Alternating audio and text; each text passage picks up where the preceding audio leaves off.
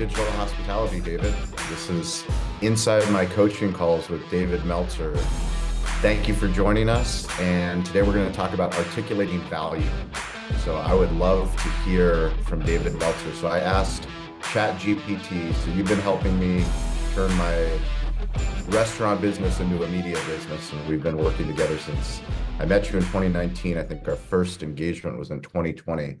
But I asked ChatGPT, how do I work with David Meltzer? And ChatGPT told me that there's 4 ways. You have an executive coaching program. You can engage in your philosophy. You can connect directly. And you also have real estate and investment strategies. Tell me about the evolution of dmeltzer.com. Yeah, well, it started in 2013 when I wrote my first book. And so about 11 years ago, created David Meltzer Enterprises. And it was basically to have an entity that would support the content, the traditional content that I was going to create, a book. And so I created Connected to Goodness, written 8 books since then. But the business has grown, but it really took on its full capacity when I resigned from being the CEO of Sports One Marketing with my co-founder, Warren Moon. We had hired a young CEO to take over for January 2020 because I had so many amazing opportunities with people like Shawn Walchef and digital hospitality that I was ready to move on and just oversee. Instead of working in Sports One Marketing, Warren and I both decided to work on. And from that date on, 3 months later, unfortunately, COVID closed most opportunities for Sports One Marketing. So I had all my Sports One Marketing employees now going to be laid off. So I decided to make an investment in myself, aligned with my timing and risk tolerance, and bring everyone over to run the DME or David Meltzer Enterprises. And we've never looked back, never been bigger, better, stronger, or faster. I feel like Superman when I'm thinking about the 11-year overnight success that Dave Meltzer Enterprises has experienced. Well, I love talking about the website. I love talking about what ChatGPT has out because you've put so much content out into the universe. For me, taking our barbecue business and turning it into a media company has been an evolution. You know, it literally started with us telling the world that we were a barbecue media company, and that was CaliBBQ.media. So I had to create not just a site that people could buy things from our barbecue restaurant, now multiple restaurants, but it was also how do we build in the content because we believe so much in storytelling. We believe in so much in content. Well, now we've gotten to the point where we have 4 shows that we produce internally every single week, whether that's restaurant influencers with entrepreneur, digital hospitality, this show that we have an incredible audience for, the 2 live shows that we do. And then now we're producing other shows for other brands in the restaurant B2B space. Well, I needed to find a way to articulate that value. And for me, articulating that value was creating a digital hospitality experience during the sales process. So we just recently launched BeTheShow.media. That's part of our mantra, which is be the show, not the commercial.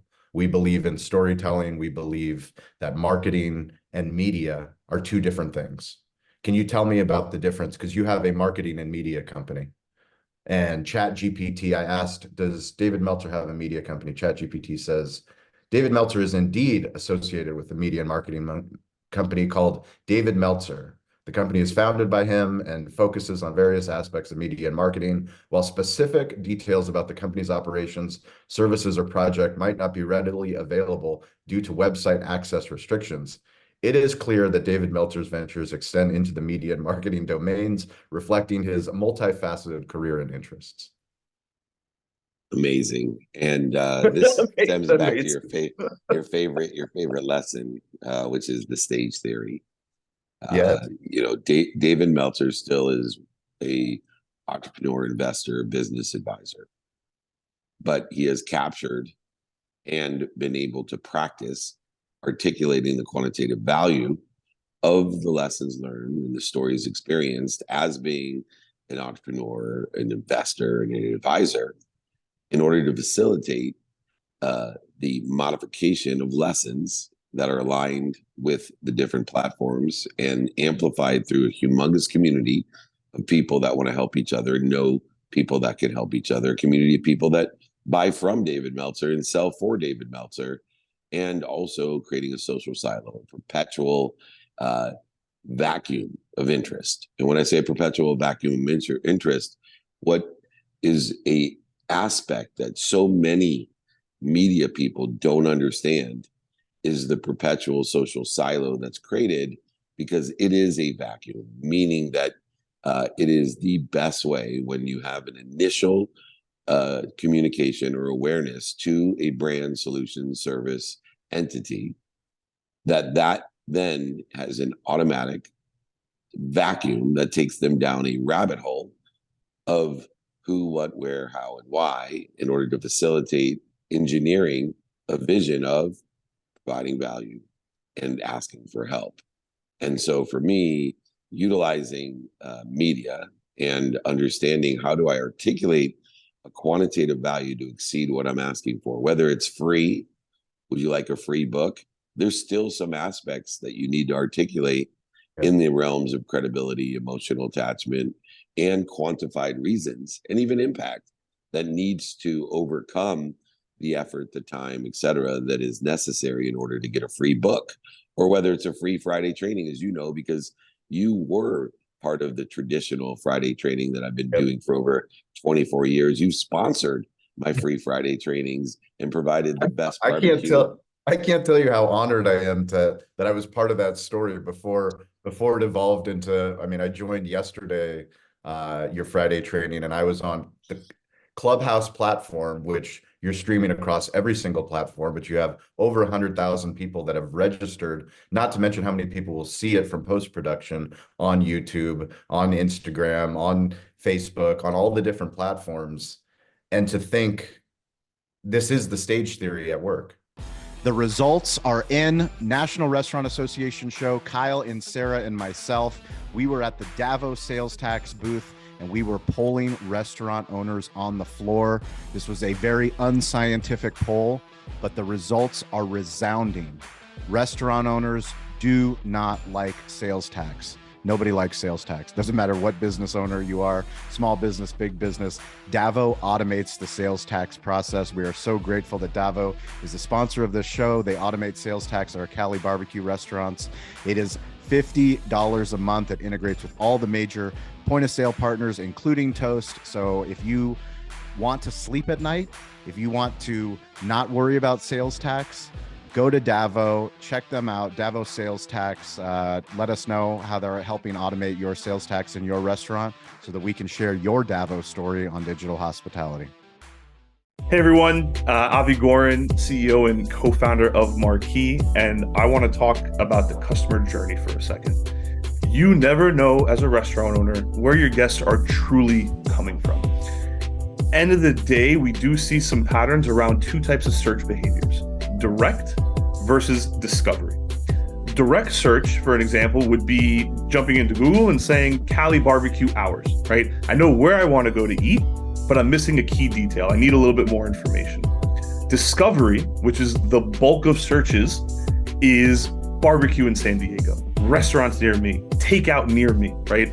One of the best ways to be found for more discovery searches is leveraging keywords.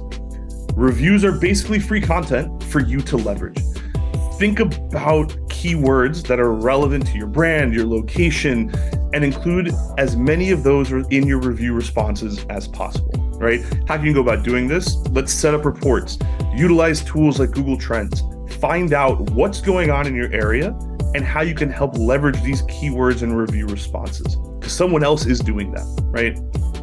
If you need some examples, you could do anything from including summer menu, gluten-free menu, leverage specific menu items like the dreaded and beloved spice pumpkin anything in your review responses, right? Let them know what's coming. Let your reviewers know something they should come back and try.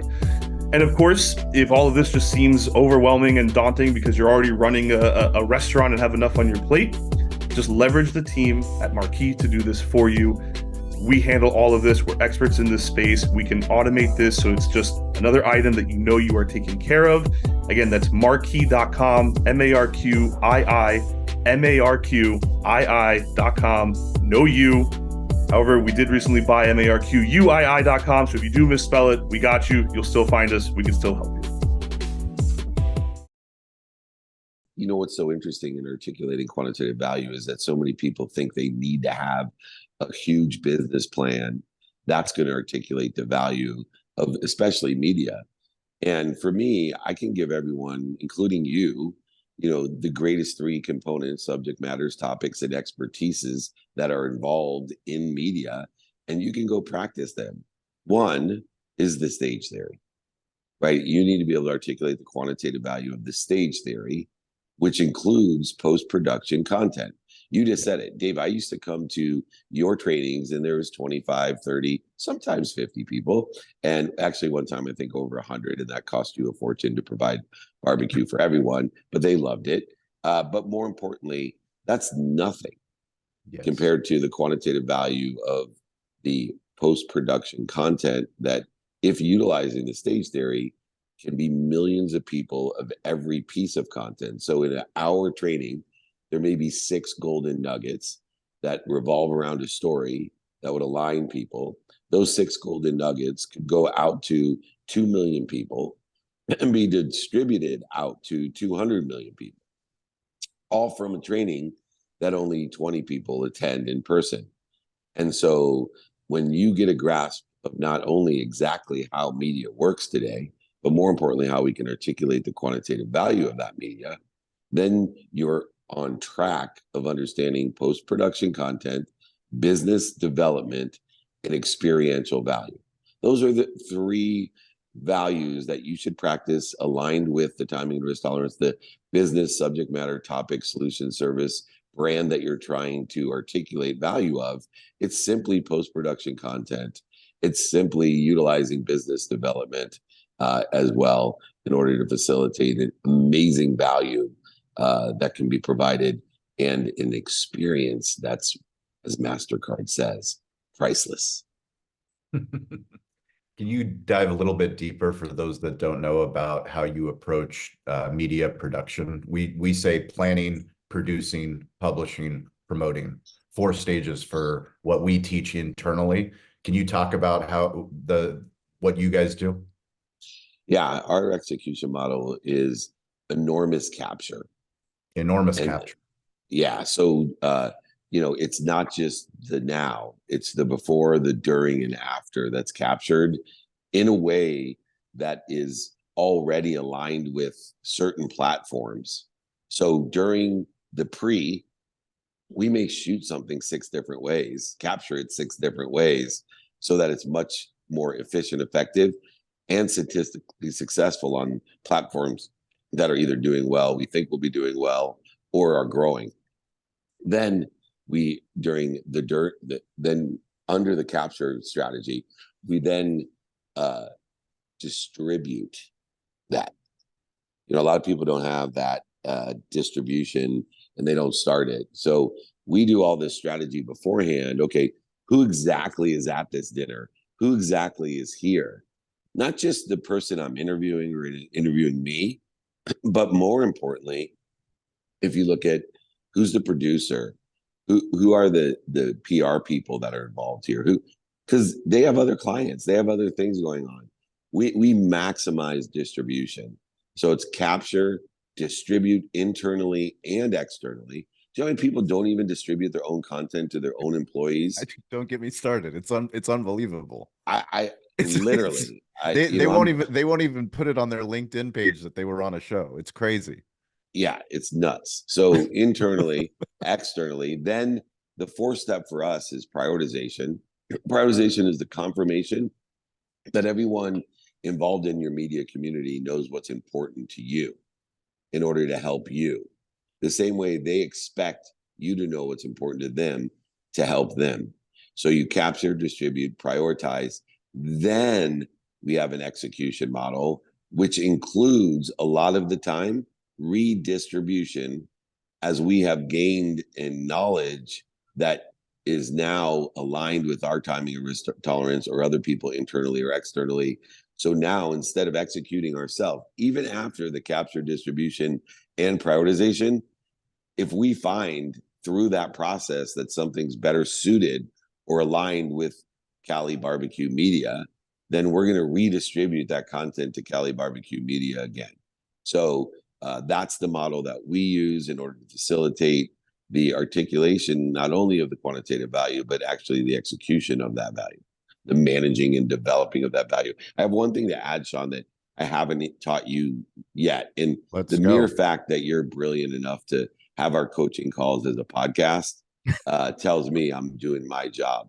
But remember, even in media, when you come to a verbal or written agreement of what you're going to do, the minute you do it, right, the minute you have that agreement, time, emotion, and value will change internally and externally. So your focus should be on aligning both parties involved, whoever that may be, with the timing and risk tolerance at each period of engagement, of each period, at the capture, at the distribution, at the prioritization, and of course on the execution.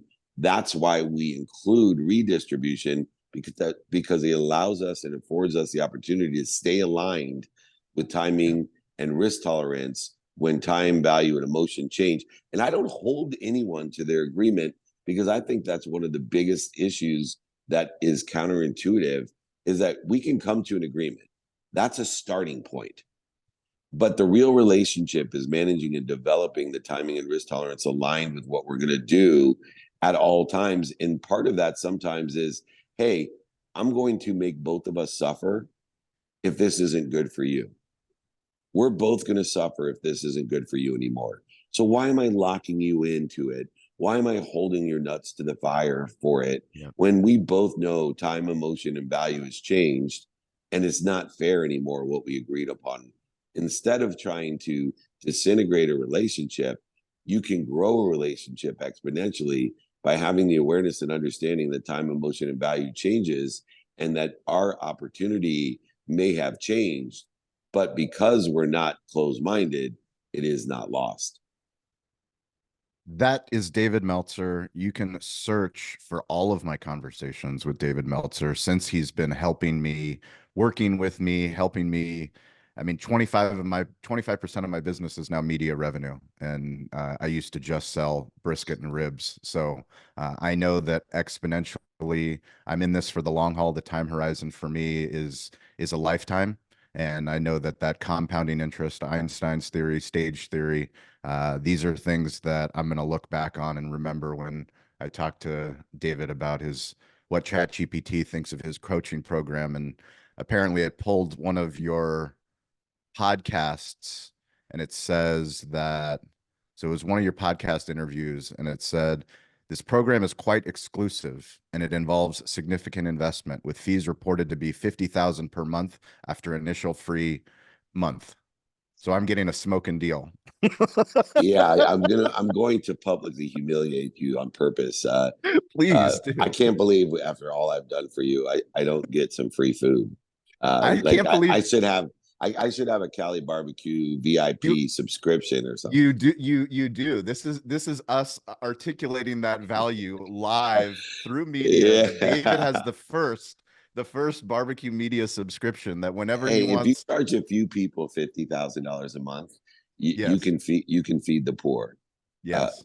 Right. And absolutely. I'm sorry to tell it that the people who, ironically, that pay me over $50,000 a month make far more 100% off of me, way more than me, than anyone else. That's the most amazing. That's the most amazing thing. That's the most amazing thing. I let them know part of the value that I articulate to them is, hey, by paying me that much, you're feeding the poor. So I'm a redistribution mechanism, and I know that I give to be given. I receive all that I'm given, and I ask for more, so I can give more, to be given more, to receive more, to ask for more than more. I'm in a world of more than more and more enough than everything for everyone. So when I'm gone, I'm going to be that family that just gave over $1 billion to Einstein's Amazing. medical school to Yeah. pay for kids. So anyone out there, there's plenty that I do for free, but we got to thank those wealthy, successful people who are paying me really well in order to do what I do. And let's thank Shawn, because he does the same. He's never backed off of the fact that he's willing to invest in what he does. And I hold myself to a standard of being a profit center. And I know you do the same thing with the companies that you work with. We are profit centers. And can you see any reason you wouldn't want to work with Shawn Walchef and David Meltzer? Thank you, my brother. I appreciate you, David. We have an amazing Saturday. We'll be sending out more of these, so more coaching calls with David Meltzer on digital hospitality. Thank you, David. Have an amazing day. Thank you.